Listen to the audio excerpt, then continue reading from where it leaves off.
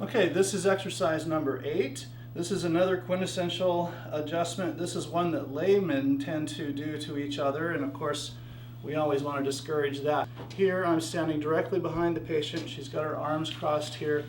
I'm pressing her against my chest, and the thrust is I'm going to induce some longitudinal traction here. Lean back just a little bit and thrust.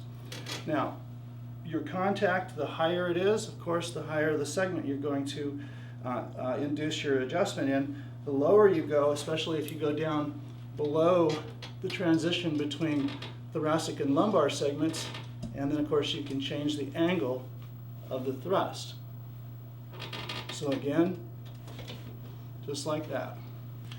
So of course this one, got to make sure you've got some kind of shirt on that's going to allow this thing not to slide up and down on you, but start with the contact just as if this were the elbows of the patient. Pull into the cue and thrust.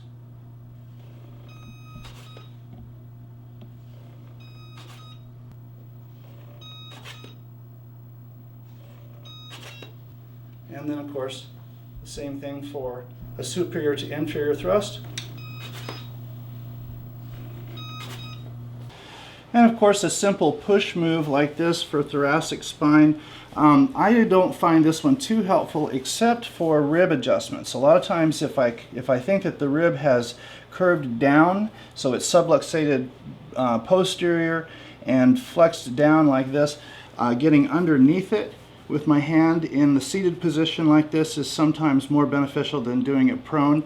And of course if there's some reason that you cannot adjust your patient in prone, such as a late-term pregnancy, or in the case we have today, Maria just had some surgical work done on her front side, so she can't really lie face down. So this adjustment like this is easy to practice with the Dynadjust. It's not the most coordinated move in the world, but for certain applications it can be an effective tool. And ironically, I do practice this move with the Dynadjust for a different reason, because standing in this position here with my legs apart and bracing the unit against my forward hand and thrusting like this develops a completely different set of muscle groups. Notice how challenging it is to hold a straight line of drive. Now, I don't use wall moves very much, but they can be pretty useful. Of course, you're going to put your hand behind the patient with the SPs right in the groove next to your fingernails.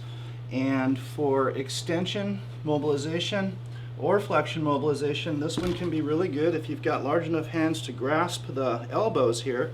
And once you get underneath the patient like this, so that your thrust is going to be sort of upwards like this, and then you ask the patient to relax her knees, and the weight of the patient causes distraction on the spine, and the thrust looks like this.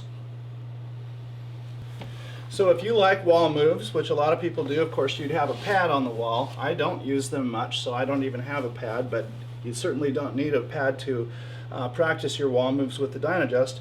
The thrust would be very simple, just like this. A little too much wobble there.